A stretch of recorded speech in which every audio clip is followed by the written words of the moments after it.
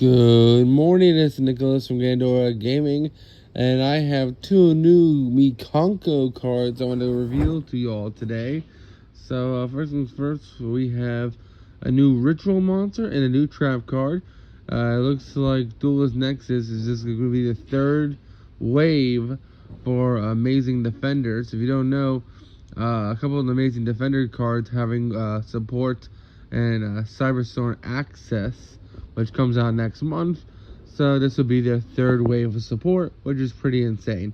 So let's actually go over these. So first things first, we have Arcamine, the Manifest Mikanko, light level 9 ritual, fairy ritual, effect monster, 0 attack, 0 defense. All the Mikankos share this, if I remember correctly. They all have like 0 attack and 0 defense, because their whole gimmick is that when they hit your opponent takes the damage. That's the whole gimmick of this deck. So let's see what this guy does. You can ritual summon this card with Mikanko Kori, which I think is a ritual spell. You can only use the first effect of this card once per turn. If this card is in your hand or graveyard, and you have another Mikanko card in your graveyard, you can target one face-up monster on the field, equip it to this card.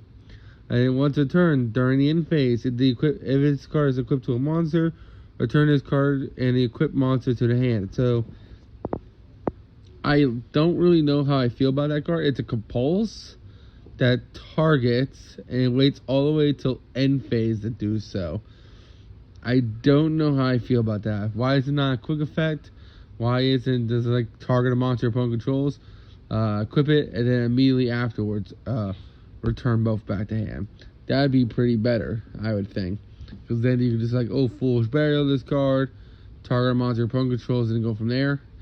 The fact that it's not a quick effect means you have to do it on your turn. The fact that it targets means non-targeting cards suck. And if your opponent doesn't have a monster, you have to target your own monster. So, and it adds back during the end phase. I don't know. This one doesn't sound that good. Can't be destroyed by battle. Also, your opponent takes any battle damage taken involving this card. I think all the Mikankos say that. So, besides the compulse effect, I have no other reason why you would play this card over the main one. So, because all the Mikankos have that effect of the whole can't be destroyed by battle, as long as they have a equipped card to it. Also, your opponent takes any battle damage you would. So, I don't understand why you'd make this thing if you're not already just normal summoning a Mikanko, having the ritual field and crashing into your opponent anyway. So I'm not really sure there. Not to mention, the best build of this deck is definitely with Libromancer. So, again, I just don't see why you'd play this card. It doesn't even match up with Libromancer's levels. Now you have a new trap card. Mikanko Karashi, or Mikanko Spiriting Away. It's like one of my favorite movies, Spirited Away.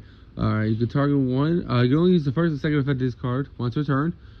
First effect, target one face-up monster your opponent controls. Equip that face-up monster to the Mikanko monster you control. Then, if there is a ritual monster on the field, inflict 500 damage to your opponent for each equipped spell. So that's actually not bad. A quick effect Snatch Steal is pretty solid. Not to mention, since we already have a quick effect Snatch Steal, if this card's on field, you can and we have the other one. It's just 2 Snatch Deals, which is pretty solid. I don't know if we'll still be playing this card, because I don't know how Mikanko searches this thing out. I bet they can, if I know correctly. Probably one of the ritual spells or one of the monsters, one of the main deck ones, probably search this guy.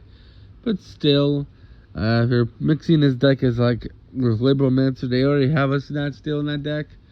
So I guess if you want 3 Snatch Steals, that wouldn't be that bad. And second effect is you can banish this card from graveyard. Special summon one Mikanko monster from your banish or your hand. Now, it doesn't say, which I just noticed here, it doesn't say, it says any Mikanko. So does that mean you cheat out the rituals?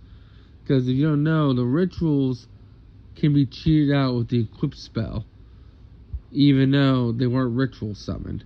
That's kind of one of the cool things about the Mikanko ritual. So, does this trap card basically say if you Foolish Burial gets it, you can just banish it, special summon out the ritual from hand? If so, I would say this is a 2 of or a 3 of, with foolish burial goods just to cheat out the ritual monster. Now, personally, I think the trap is way better than the monster here, just because its first effect and its second effect of just being like this end phase convulse really sucks. I don't know, it's level 9, so yeah, I guess you can use it as a ritual material, but I don't know, this is nothing. You're already playing equip spells in your deck. I feel like this card need to be like insane for you to play it. I just don't see a reason why you would play this card. So overall, I think it's As for this trap card, I think it's solid. I think Foolish Burial Goods to send it to grave to expel somebody to Mikanko from hand is solid. And it has a pretty good removal card. So overall, I like it. I like the trap card. I don't like the ritual. We'll just have to see how it goes from here. Hope you all enjoy. Don't do anything stupid. And I'll see you all in the next one. Bye-bye.